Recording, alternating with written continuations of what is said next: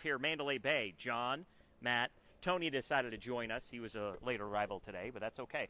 The Las Vegas Aces, great game, guys. It was fun. I really enjoyed this. So the Aces playing Chicago tonight, 5-5 in their last 10. They're fighting for a spot in the playoffs here. The top 8 teams in the WNBA qualify. And big win for Vegas, again, by 4. Now they're 6-5 in their last 11. So this team's starting to gel, starting to play better as opposed to the start of the season. They got off to a slow start, but I had a blast watching this thing. And you're talking about the two guns, I guess, for the Aces. A'ja Wilson, what'd she finish with? 27? A'ja had 26 or 27. 27, I think. Kayla had 28. And Kayla McBride, right? who we had on at during pregame. Yep. With 23 points. So luck of Sports Adrenaline Las Vegas rubbing yeah, off I mean, they on were the team. But they this were was the fun. horses for sure. They led the team. We talked about it in the press conference and then again with A'ja Wilson afterwards. Defensively, she was amazing down the stretch, especially in the last 5 minutes. She had 4 or 5 blocks, a lot of help side defense there. Really just keeping Chicago from getting over the hump because they were stuck. Vegas was stuck on 78 for about 3 or 4 minutes. Couldn't get anything offensively going, and little by little Chicago was creeping back into the game, and A'ja just kept coming up big defensively and wouldn't let them take the lead over. And then McBride with that amazing scoop shot late in the game to give them, like she mentioned, just a little bit of breathing room. Couple takeaways, and I asked Bill Lambier about this after the game. What do you learn in a close game like this with a young team? And mental toughness is what Lambier pointed to. A'ja Wilson also said, just growing together as a team. I mean, winning these games is going to do a lot for this team's growth and momentum. Tony, what'd you see? I saw good defense in the second half. I think Chicago scored, 27 points in the second half after they scored over 50 in the first half of play. So things tightened defensively.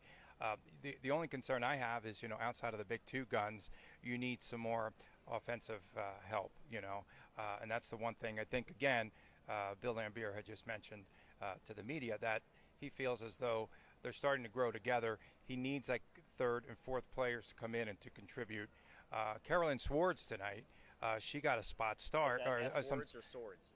Swords, yeah. Sorry. Okay. Sorry. Celebrity Jeopardy. Yeah. Come on. So so she got some spot duty tonight, and she had 12 rebounds, I think, and 4 on the offensive end. And Lambier said that those were 4 additional possessions for the offense. So he was really helped. He was positive about what was going on and the help that she had given to the team tonight. But they need somebody to score. Kelsey Plum, right? Kelsey Plum came out on fire early on, hit her first 2 3-pointers. I think she only took 1 or 2 shots the rest of the game, though. I think she needs to get more involved offensively.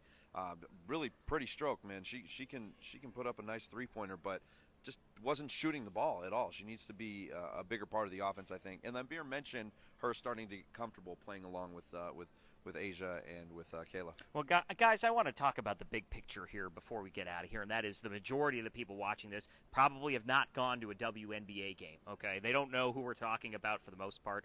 Probably telling us to get it off their timeline. Right. My first game, and I really enjoyed it, right? Yeah. And you don't know what kind of basketball you're going to get. Is it high-paced? Is it low-paced? Is it low-scoring? What is it, right? This is high-energy, high-octane professional basketball. No, it's not the NBA. It's not, but I don't expect to see that, and if you're expecting that out of the WNBA, you're kind of loony. This was a lot of fun to watch. You had defense. You had some good offense in the first half anyway, and I thought it was great. So anybody kind of bagging on the WNBA, I reserved my judgment until I came out and watched this game. I loved it. I had a great time. Well, I think what you have here is a young, hungry team that's learning how to play together, and they're fun. It's an exciting team, and you have some good personalities on this team. They're fun to talk to. They get out there and get after it every single game. And you saw that tonight, and they all love the crowd. They talked about the high energy in the crowd and how engaged the fans are every single night, especially down the stretch there. They mentioned noticing how everybody in here was standing and pulling for them and hanging on every single play. Tony, what did you make of the presentation? I thought it was really good. I thought it was good quality, and the largest advantage for either team was 7 points the entire game.